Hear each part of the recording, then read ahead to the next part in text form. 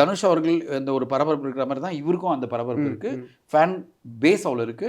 மக்கள் இவரோட டேலண்ட்டை கொண்டாடுறாங்க. அப்படிப்பட்ட நடிகர் வந்து தொடர்ந்து படம் பண்ணிட்டே இருக்கணும். எவ்ரி 3 மந்த்ஸ் ஒரு படம் பண்ணி முடிக்கணும். ஒரு இப்போ தனுஷ் அவர்கள் எப்படி பாராட்டணும்னா, இளைய நடிகர்களே பார்த்தீங்கன்னா, யங்கான ஆக்டர்ஸ் எல்லார் மத்தியிலும் மோஸ்ட் ப்ரொலிஃபிக்னா தனுஷ் தான். 4 படம் நடிச்சிட்டு இருக்காரு.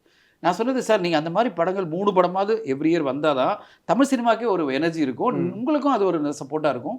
நீங்களும் அடுத்த கட்ட போக முடியும்னு நான் சொல்லியிருந்தேன். அதை இப்போ பண்ணுறாரு. எனக்கு ரொம்ப சந்தோஷம். அதுவும் பர்டிகுலராக இளம் இயக்குநர்களை என்கரேஜ் பண்ணுறாரு. இப்போ ராம்குமார் அப்படின்றவர் பார்க்கிங் தான் எடுத்தார்.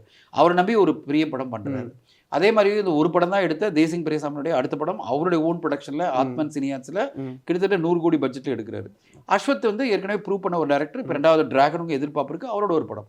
இது எல்லாமே ஒரு மோஸ்ட் அட்ராக்டிவ் ப்ராஜெக்டாக பண்ணுறாரு. வாழ்த்துக்கள். எல்லாமே கரெக்டான காம்பினேஷனில் வந்துட்டு இருக்காரு. STR is back in a big way. நம்ம பெரிய லெவலில் பார்க்க போகிறோம்.